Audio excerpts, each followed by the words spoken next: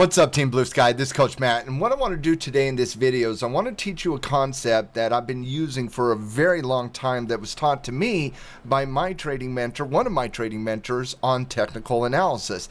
And this concept has helped me understand how far things can run from both a price and a time perspective before you start getting into an overextended position, and you can expect what we call a secondary pattern. And what this concept is called is it is called potential average yield, otherwise known as pay. Now, what pay helps us understand is how far does it run from the low point in a pattern to the top point in a trend. And what we're trying to evaluate is the time and the price. So when you think back to Elliott wave theory, it goes motive wave up, corrective wave down, motive wave up, corrective wave down. And when you think about that from a trending perspective, you're really looking at the development of three patterns within an existing trend. And so those three patterns, the one that starts the trend is called a bullish breakout. The one that kind of extends itself in terms of an overextension is when it runs a little too far, a little too fast, gets overextended, starts lacking the buyer's demand, and you start to see a profit-taking session. And this creates what is known as a secondary pattern within an existing trend. And that goes to pattern number three, which is typically the bullish retracement. But very quickly, it's really any degree of pattern that alleviates the overextension that you're really looking at in pattern number three. High bases, bull flags, standard bullish retracements as well. They dominate bullish uptrends. And I always see this through the 1, 2, 3 lens from a pattern development perspective within an existing trend. And so when you look at the very beginning of a trend, it starts with that bullish breakout that we see when it breaks out of resistance. That's pattern number one. You want to trade that one over and over and over again because that is a momentum-based pattern. You're breaking out of resistance. You have room to run. Now, as it goes up, 1, 2, 3, 4, 5, 6, 7, 8 days, 1, 2, 3, 4, 5, 6, 7, 8, 1, 2, 3, 4, 5, 6, 7. As you start to go up, both in terms of time and price, you start to get overextended based on the history of the analysis, technical analysis from a behavioral perspective. And so this creates pattern number two, which is officially overextended. Now, it is at this point in the technical saga that you want to take a step back, that you want to give the market a little bit of room to breathe because you're now overextended and you have an anticipation of a secondary pattern. Now, the ultimate question is, what is that secondary pattern?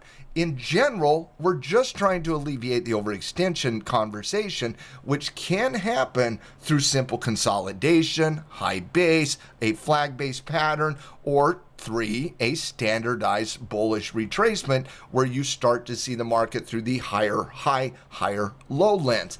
That's the 1, 2, 3 pattern. And so when you're looking at the market here today and you're saying, okay, where are we at today? How aggressive should I be as a trader today? Well, I'm going to make my chart very clean. And once again, the concept we're working on is the concept of potential average yield. And so when I look back at the current existing trend that we've had in the market really since the end of April, I want to kind of identify where those levels are that creates the wave before a secondary pattern. And so it starts right here, it runs all the way up, and then you get a high base. You officially get overextended, you create a high base, and then you run again, which means it goes from the second pattern, goes from the low of the high base up to the high of the next level of resistance before you start a pullback. Now, this right here is more general consolidation. And again, I'm trying to understand the trending behavior. And so I'm not going to really look at the general consolidation here.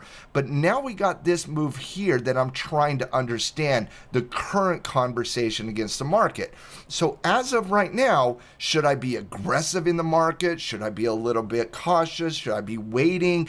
What should I be at this current stage in the market? Well, for me, it really doesn't matter what people are saying about the market today.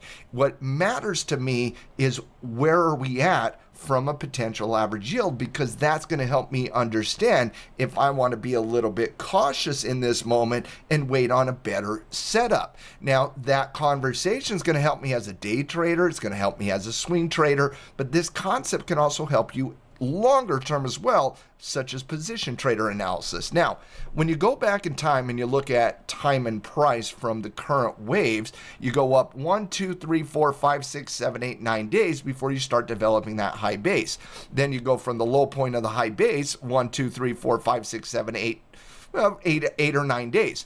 And so when you look at the previous wave count, higher high, higher low within the existing trend, not 6 months ago, not 12 months ago, but the existing trend, we move right around 8 to 9 days before it gets officially extended from a time perspective.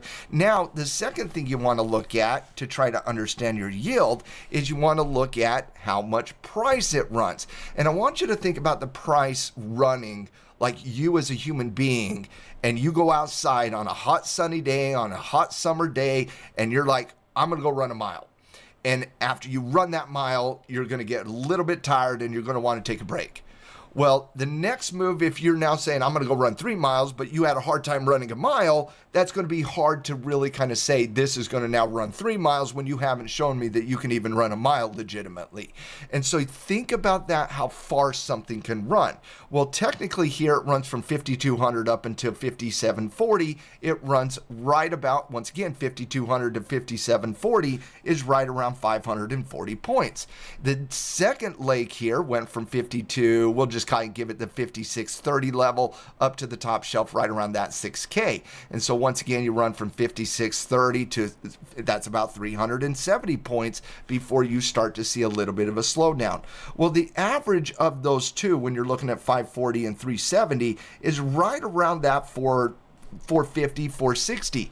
And so you have a potential average yield of 8 to 8.5 days up until about 460 points before you officially get overextended and you get into a secondary pattern development conversation. Well, the curious thing about the market today is we're up 1, 2, 3, 4, 5, 6, 7 days. So you still have a couple days where the market can fade up before it officially gets overextended from a time perspective. And it's also ran from 5260 up to 5265. Once again, 5960 to 5265. It's ran about 300 points, which means you still got about 100 points before you officially get overextended. Now, how does that help me make trading decisions? Number one, I know I'm at the upper end of the range here from a market perspective, which means I'm not going to be that aggressive in getting into swing trades when the market is a little bit overextended. I'm going to be a little bit more cautious on the swing trades. And on the day trading side of the equation, I still know I got about 100 points before we officially get overextended. And so I'm going to break this down from an intraday perspective. I'm going to say, okay, are we going to get a breakout here? We got nice consolidation over the last couple days because we're getting slightly overextended.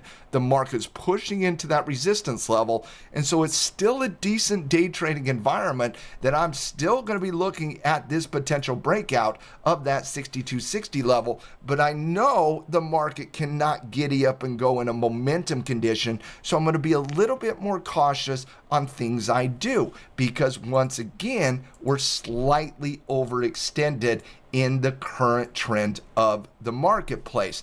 And so what potential average yield can do is it can help us understand the overextension phase of the 1, 2, 3 pattern and help me understand, and you as well, how to process new trades in that overextended condition. And if you want to learn more techniques, every single day in the BluSky Discord channel, which you can get to on the BluSky website, bluesky.pro, head over there, sign up for your account, and hit that Discord chat.